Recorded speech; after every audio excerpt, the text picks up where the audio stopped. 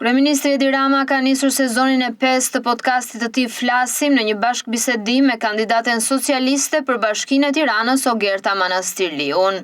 Në nisje të episodit, Rama u ndal tek zgjedhjet që do të mbahen në 9 nëntor në 6 bashkitë e vendit. Ai tha se zgjedhjet në Tiranë nuk krahasohen me ato në bashkitë e tjera. Rama u shpreh se janë të jashtëzakonshme.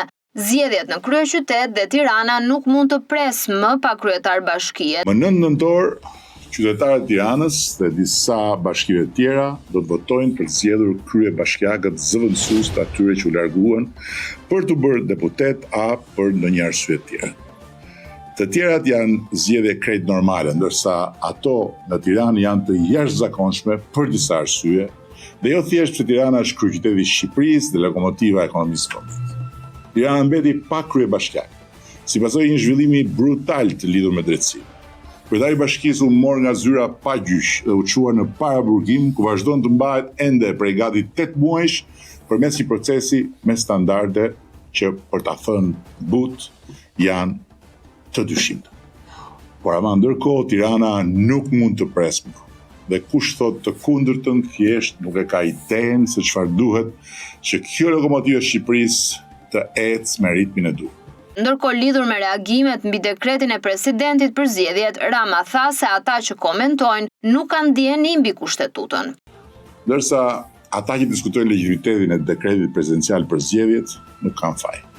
Se nuk kanë as shkollën, as pavarësinë intelektuale dhe as dijen mbi kushtetutën të Ilir Rusmajdit, këshilltarit juridik të presidentit dhe ministrit të drejtësisë së Partisë Demokratike, që vetëm për hir të integritetit të tij moral dhe profesional dha dorëheqjen dhe nuk pranoi të bëjë palë me korrupsionin që degradoi në pikën ku një tragjedi makabre tmerroi Shqipërinë dhe pataksi botën jo larg nga ku po ju flas, diku në një vend të quajtur Gërdec.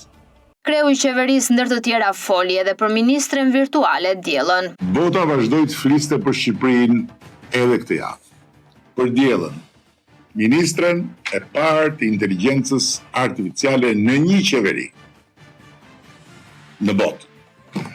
Nuk mbaj mend njëherë tjetër, sinqerisht nuk mbaj mend njëherë tjetër kur kërkesat për intervista drejt zyrës time të kenë qenë të panumërta si këtë herë për diellën. Dhe nuk besoj se ka pasur herë tjetër një lajm nga Shqipëria që të ketë kapur pas një egzagerim të gjitha antenat e planetit dhe të gjitha faqet e planetit.